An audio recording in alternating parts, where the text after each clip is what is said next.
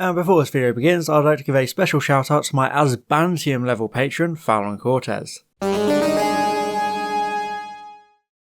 What's the worst finale of Doctor Who? Probably something like the Battle of Ransac Caprius or The Timeless Children. But what about the most confusing? Has Doctor Who ever produced such a confusing and downright absurd series finale that all who bear witness are left scratching their heads and wondering what the hell they just watched? Well, as it turns out, that's exactly what The Wedding of River Song did and continues to do. This 2011 episode serves as a conclusion to the epic and ambitious Series 6, answering questions from the beginning of the series and resolving the looming death of the Doctor himself. However, instead of making a simple and easy two-part story gradually paying off mysteries and crescendoing in a triumphant and satisfying climax, showrunner Stephen Moffat decided to instead make it a single episode, which features way more than it can handle. There are alternate timelines, cop-out endings, and a bunch of scenes that have absolutely no purpose in the story. I tried putting this review off for ages, but time catches up to us all. So now you have to join me as we suffer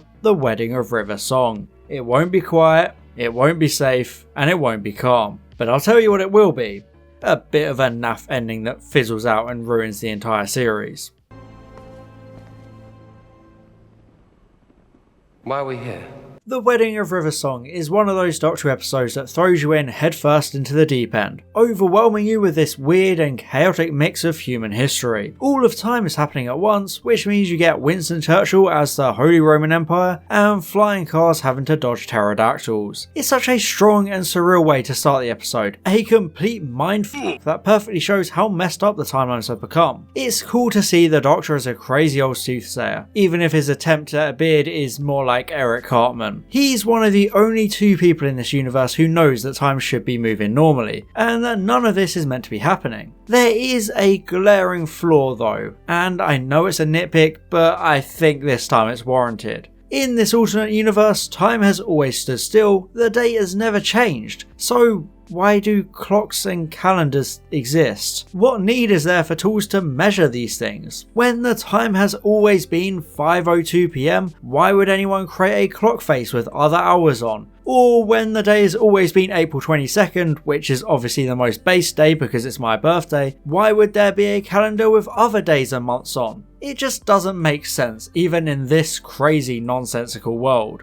The date and the time have always been the same, Caesar. Why should it start bothering me now? At the beginning of Series 6, we witnessed the shocking, seemingly permanent death of the Doctor at the hands of a mysterious lake astronaut, who probably parked their tank down there before coming up. Closing time confirmed that this astronaut was actually River Song, so this episode finally shows us the Doctor's demise from his point of view. It's nice to see the emotion of the moment, since River would understandably be devastated about being forced to kill the man she loves. But then, because this episode loves to undercut dramatic moments, she drains her weapon system to avoid killing him, in turn breaking time. It would be great as a cliffhanger, ending the first part of the finale in a truly memorable and suspenseful way by completely subverting your expectations of the scene. But as it stands, it just kind of happens and gets undone just 20 minutes later. Also, the whole premise of Wedding of River Song is basically Moffat copying his own homework, since it's almost identical to the last series finale, which also took place in a weird alternate timeline where things weren't the way they were meant to be because the universe itself was destroyed. It's almost like Moffat had to frantically write this finale last minute, so he pulled up the Word document of the Big Bang, changed a couple of things, and then saved it as a new script, hoping no one would notice. At least in the Davis era, the constant Dalek finales felt a bit different, but both Series 5 and 6 have such similar finales, it's tiring. Listen, Moffat, if you're gonna blow up the universe, fine, just don't do it the next year too.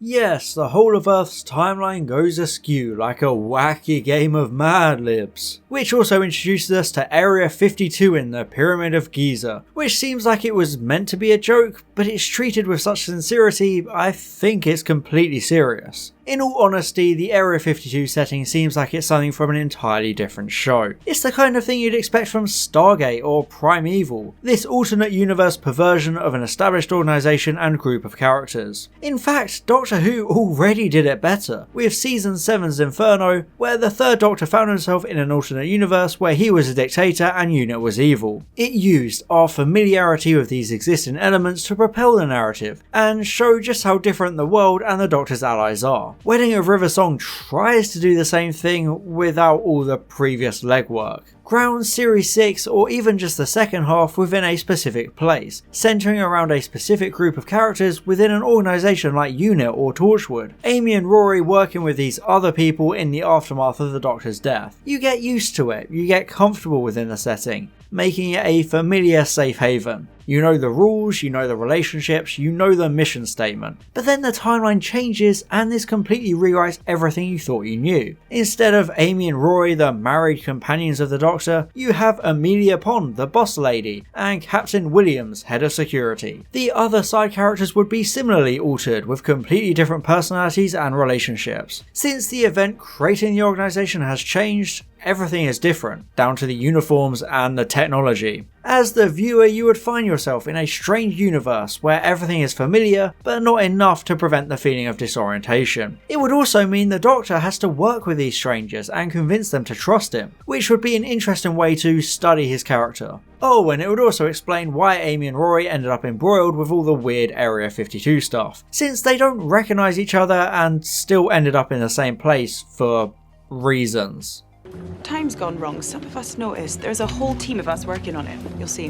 When you watch The Wedding of River Song, one thing becomes very clear very quickly. There's not enough time. This is a very big, very significant finale with so many moving parts. But it all has to be condensed into one single episode instead of two, and that's its biggest mistake, because it completely destroys the entire series it's within. The finale should have been 2 parts like its predecessors. Instead, it tries to fit 2 parts into one, and you can even see it within the episode. There's 2 very clear halves to the story. The first 20 minutes is simply setting everything up. You see the Doctor running from his death and investigating the silence. He meets the Tesselector, plays space chess with Mark Gatiss, and talks to the head of Dorium. After that, we finally get to the part where River refuses to kill the Doctor and breaks the timeline. That's a whole 20 minutes the episode could have used to flesh out the alternate timeline itself and explore everything that's happening and how to fix it. Everything would have had so much more time to breathe, instead of us being subjected to enough flashbacks to make Lost blush. An entire episode dedicated to the Doctor avoiding the inevitability of his death would have been an incredible first part to the finale, slowly building to the chaos, with River's refusal to kill him the cliffhanger as the universe breaks. But instead we get closing time, which takes the Doctor's refusal to die, and instead relegates it to a simple side plot. Like the main character's struggle to accept his literal death is somehow less interesting than watching James Corden waddle around fighting Cybermen with a baby.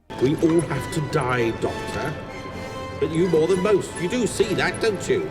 There's so much going on in The Wedding of River Song that needs explaining, but it all gets sidelined because of these flashbacks. It's frustrating because the finale is so ambitious it probably needs 2 parts more than any other, yet instead it gets crammed into one. And it's not even like the runtime is extended to suit the finale slot, it's still regular length. This means that every single second needs to be meticulously planned out and crafted to tell its story in the best way possible. There's about as much real estate as the Final Fantasy XIV server, so it's absolutely baffling that The Wedding of River Song chooses to dedicate an entire 45% of its runtime to simply setting itself up. And when you add in the 5-minute long epilogue, this lessens the actual plot to a mere 45% of the story. I'm not exaggerating. It takes 20 minutes just to set up and explain the timeline diverging, with 5 minutes at the end wrapping the episode up and briefly hand-waving away the Doctor's survival. After all of that, you're left with a whopping 20 minutes for the Doctor to meet the alternate versions of his companions, rekindle their memories, travel to Area 52, battle the Silence, defeat Madame Kavarian, convince River to marry him, and then kill him to undo the paradox. Moffat tries to squeeze all that into less than the length of a single part of a classic Who story. Imagine trying to condense Army of Ghosts and Doomsday into a mere 20 minutes, or the Pandorica Opens and the Big Bang into the Horns of Nimon Part 3. It just doesn't work without sacrificing all the narrative quality, and that's why Wedding of River Song doesn't work on a fundamental level. The amount of stuff going on needs so much more time to breathe, but it doesn't get it, meaning everything turns into a rushed and confusing rollercoaster ride that literally can't slow down to properly explain itself. It's a disaster with no structure, and Moffat would go on to repeat the same mistake with Name of the Doctor, which casually forgets to have an ending.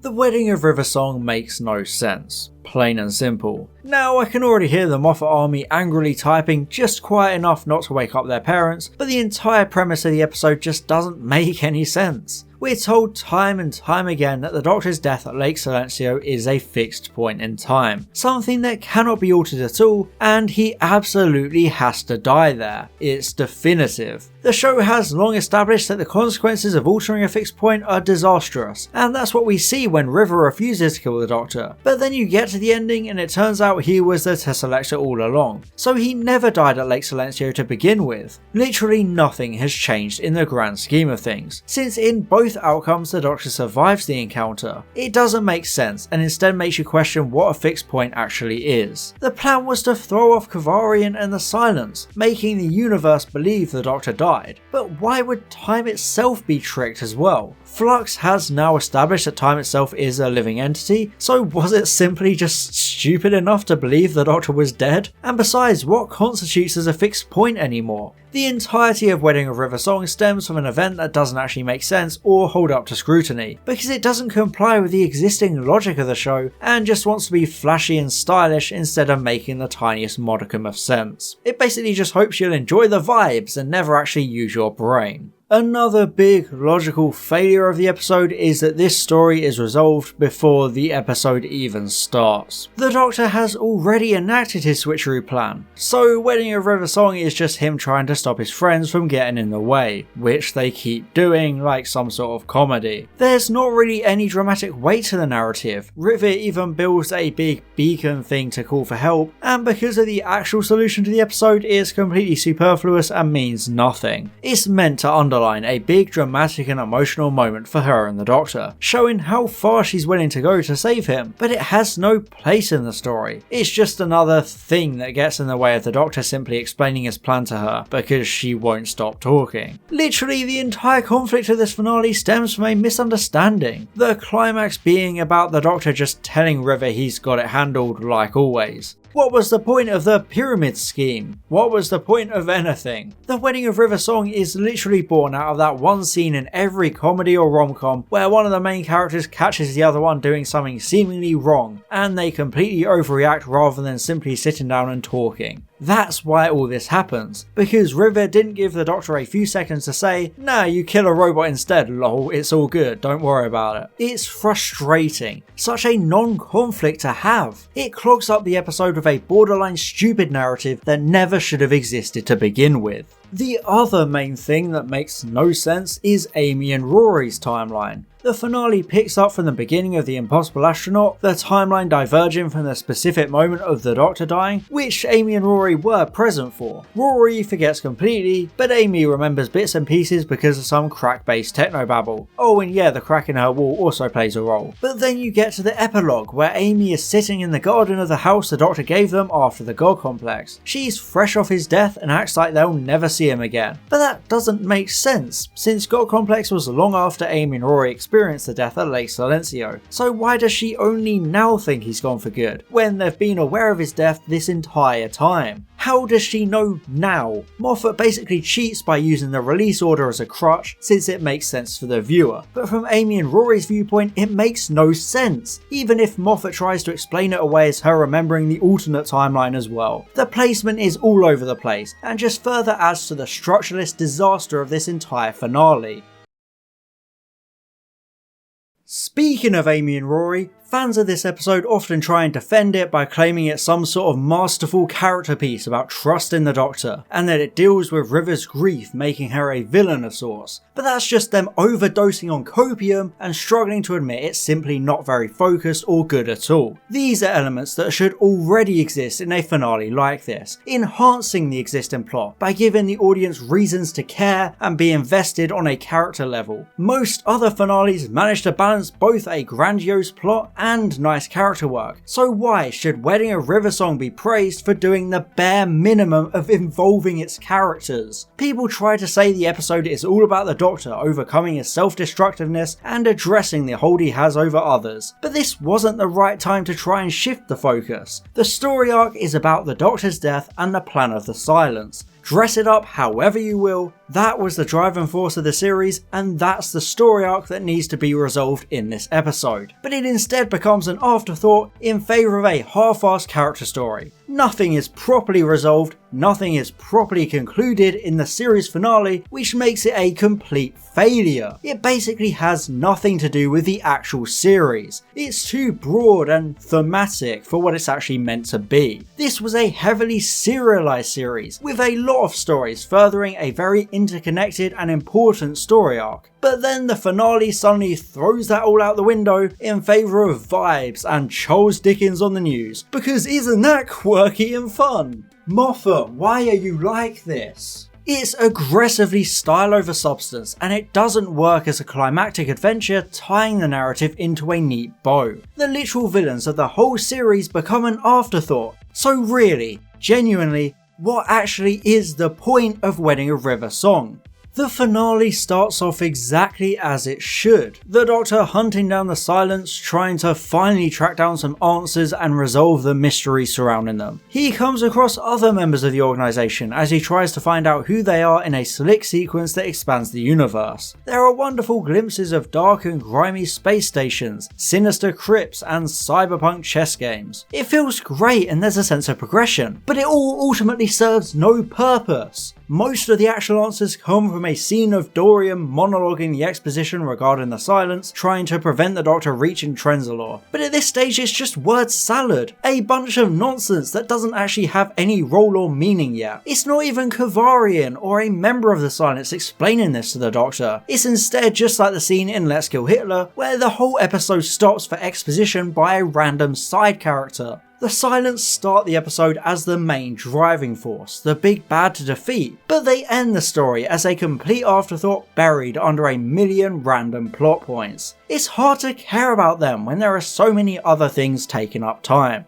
Alternate history, Evil Amy, Area 52, iDrives, the Doctor and River touching progressing the timeline, the iDrives going wrong, an action scene, a random beacon thing. There are so many unnecessary quirks of the story that distract from the Silent story arc, which gets tiring. The iDrives are at least an interesting solution to the memory wipe gimmick of the Silence, since they allow people to remember the monsters, along with being a purposeful reference to Brigade Leader Lethbridge Stewart, the alternate universe evil version of the Brigadier from Inferno. It also explains why all the members of the Kavarian chapter wear these eye patches, since they need them to control the Silence, so the iDrives are actually a decent part of the episode. I also like the reveal of the Silence on the ceiling of the Senate building, the Doctor having noticed the telltale signs. It's a good reminder of how the monsters operate, but they immediately get sidelined again by the brief fake out of Amy seemingly being a villain because of the eye patch, and even this is resolved within 2 minutes. It would have been really interesting to maintain the pretense and make it seem like the Doctor's own companion has joined the antagonists, but like everything in this story, it just doesn't fucking matter. Nothing with Kavarian or the Silence matters. They're severely underutilized, especially considering the influence they have over the entire Matt Smith era. The cracks in time, the TARDIS exploding, the Doctor's death, the existence of River Song, and the siege of Trenzalore all exist because of Kavarian and the Silence.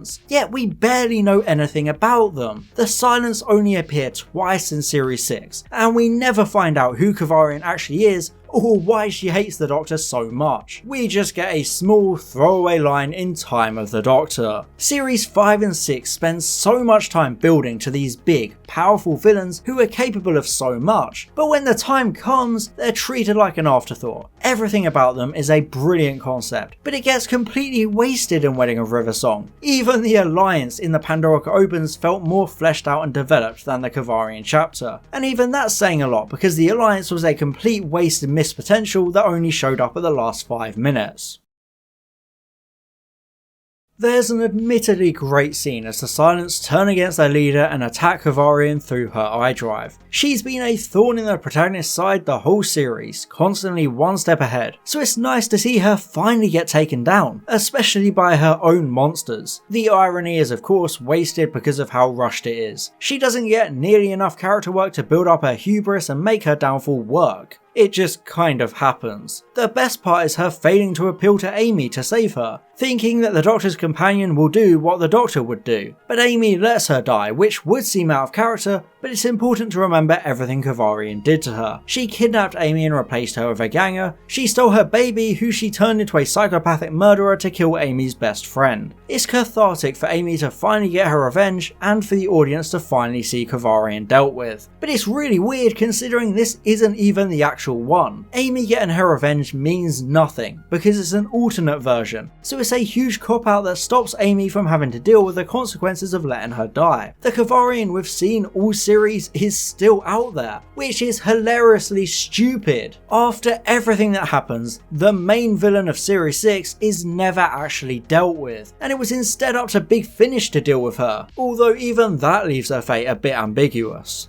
As I've mentioned a few times in this video, the Wedding of Riversong focuses a lot on the Doctor's death, since that was the main mystery to solve. It creates a great beginning of the story, especially the scene in the TARDIS as he runs from this death. Time catches up with us all, Doctor. Well, it has never laid a glove on me. This is reminiscent of the 10th Doctor becoming the Time Lord victorious, which contrary to everyone's belief, continues all the way through to the climax of the End of Time Part 2. The I could do so much more scene shows just how far this great man has fallen and his refusal to accept his death because of what he's capable of. The 11th Doctor finds himself in a very similar situation. He has been putting off his death as much as possible because he's not ready yet. Much like his previous incarnation, he feels like he's capable of more. And like the 10th Doctor, it's a very human thing that brings him back down to Earth. The 10th Doctor realised he needed to save Wilf because that's what the Doctor does. And now the 11th Doctor is confronted with the death of his old friend Brigadier Lethbridge Stewart. The Brig didn't go out in some blaze of glory fighting Sontarans or Cybermen. He dies peacefully in a nursing home. This immediately brings the Doctor back down to Earth and reminds him of the inevitability of death. How he can't keep putting it off when the people he knows and loves don't have that luxury. It's a powerful moment of him accepting his own fate and no longer running. In a pretty terrible and unbalanced episode, it's a shining moment of humility and it's excellently acted by Matt Smith. It's not only a touching tribute and farewell to Nicholas Courtney who passed away during production, it's also a fitting way to change the Doctor's mind. It's just a shame it ultimately means nothing because he doesn't actually die, since a chance comment from the Tesselector conveniently gives him an out to fake his death after all, rendering this entire TARDIS scene useless. Yes, the ultimate reveal at the end of the episode is that the Doctor faked his death using the Tesselector from Let's Kill Hitler. After that episode, pretty much every viewer alive had already guessed that the Tesselector is the solution to it all. It's not even an interesting concept by this point, but Moffat still acts like it's this huge surprise twist nobody could have seen coming. It's massively anticlimactic and cheap, as if Moffat is simultaneously filling for time whilst also desperately writing himself out of the corner he wrote himself into. The Doctor went through all that soul searching and character development as he learned to accept his death, only for it to all get completely thrown out of the window because he happens to come across the Tesselector and they happen to offer him a favour, which is awfully convenient, isn't it? And besides, how did the Tesselector fake the Doctor's regeneration? How do they manage to fake regeneration energy? I know why they do it, because he has to make his death convincingly final But how? How does the Tesselector do this? It's never explained. We were never shown that the Tesselector has the ability to fake this kind of energy, so how do they do it here? Regardless of how anticlimactic and insulting the cop-out ending is, it is nice that Moffat resets the Doctor's reputation. The show has lasted so long it's constantly gaining more and more baggage, since the Doctor gets involved in bigger and bigger events, which naturally makes it harder for the character to simply be a traveller passing through and getting into scrapes. So I appreciate that this episode uses his fake death to make the Doctor lay low going forward, without everyone constantly recognising him and developing all these legends of him. Wait, what's that? In 2 years and 16 episodes you get every race in the universe trying to kill the Doctor and stop him saying his name? Suddenly they all know him again? Wow, that whole reputation reset really lasted a very long time, didn't it? You know, I heard on the grapevine that if you really want to scare Stephen Moffat, you just need to say one word. Consequences. The wedding of River Song is less of a happy big day and more like the wedding reception when that one creepy uncle is 5 drinks in and starting to eye people up. It's presented as a slick and stylish episode, but that's all it really is. It's all style, no substance. Literally nothing matters. Nothing means anything. It's not a satisfying way to wrap up Series 6. The Silence and Madame Kavarian are complete afterthoughts, the alternate timeline doesn't hold up to the slightest bit of scrutiny, and the Tesselector twist is not only predictable, but incredibly unrewarding, especially because it actively works against the episode by completely devaluing the Doctor's acceptance of his death. The Wedding of River Song is simply a jumbled mess of incoherent technobabble begging you to take it seriously. It's a failure of a series finale and that's why it gets an E ranking on the Series 6 tier list. Sure, you can argue it's presented and acted well with some good moments, but as a series finale tasked with wrapping up Series 6 and answering questions, it fails. It's a two-parter awkwardly compressed into one episode, so it never has time to breathe and actually break down what's happening. The logic of Wedding of River Song has all the consistency of soggy toilet paper. It doesn't make any sense and it's massively underwhelming. There's rarely a series finale so bad it actively ruins the series it finishes, but The Wedding of River Song is pretty much the perfect example of that. It's truly awful in every way. You know what, I'm bored of this, I'm going for a Twix. And special thanks to my Asbantium level patron, Fallon Cortez, my Platinum level patron, Keelan Gillespie, and all my Gold level patrons, Calvin, Daniel Shillito, Franz Horn aka Line Vortex, Herna Verzog, and Luke_SY. Thank you so much for your support.